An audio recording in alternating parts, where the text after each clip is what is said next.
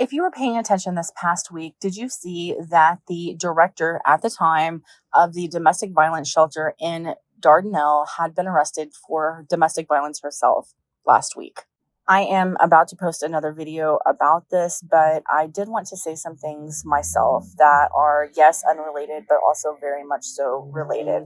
So I have been in a relationship where there was domestic violence. I've actually been in a couple, but I was in one for a really long time that was really very difficult to get out of. I did finally get out of that, just in case you're wondering, but it took me a long time. Now, the reason that I bring all of this up is because in my efforts to get out of this relationship that I was in, I went to not only one domestic violence shelter in Arkansas, but I went to two. Now, I did not go to the Dardanelle shelter, but I went to two shelters, and I want to tell you the impression that the people who work at shelters make on the individuals that go to those shelters. Now, whether those individuals that work at domestic violence shelters or not have been in violent relationships themselves, they make an impression. The things that they say make an impression. Now, my first trip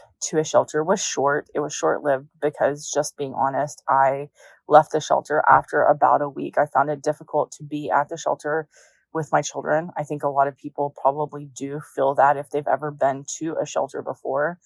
And I returned to the relationship.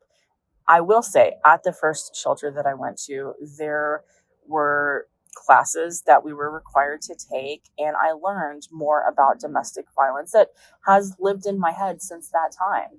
I learned that it takes about 7 times before a woman actually leaves a relationship, and that's if she actually gets away from the relationship before something terrible happens. Several years later, there was an incident, and I was told by police that if I wanted to remain safe, that my only option was taking my children and leaving the home where we lived and going to a shelter that was for domestic violence victims.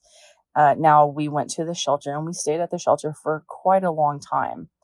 You would not believe the things that I heard come out of the mouths of the women who volunteered and worked at the shelter, including, but not limited to, having one woman who worked at the shelter look at me and tell me that she believed that women like to be in relationships where they're being abused, because she said that she had a family member that was in such a relationship and that family member continued going back to the person.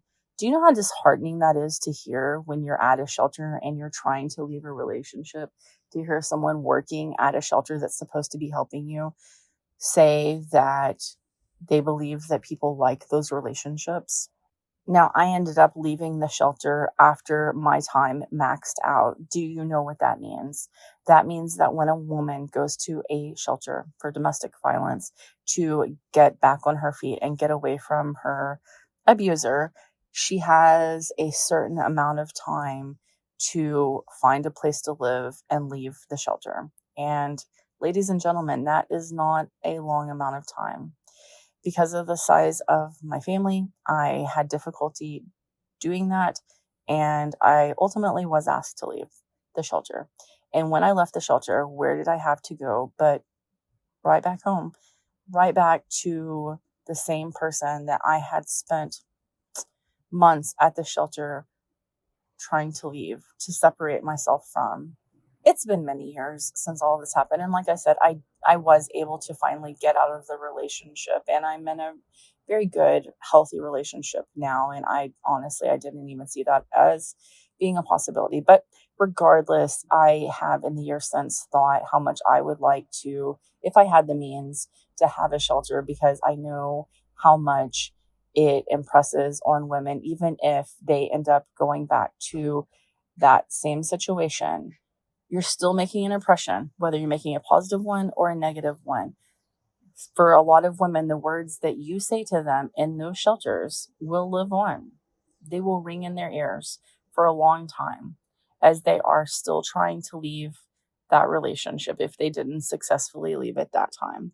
So it's incredibly disheartening that someone who was a director, I heard that she has been fired at this point, but someone who was a director to be arrested for domestic violence. It is incredibly disheartening because this is someone that was supposed to lead other women to safety, guide other women to be strong and brave and stand up for themselves, and to know that they can have a relationship without being hurt.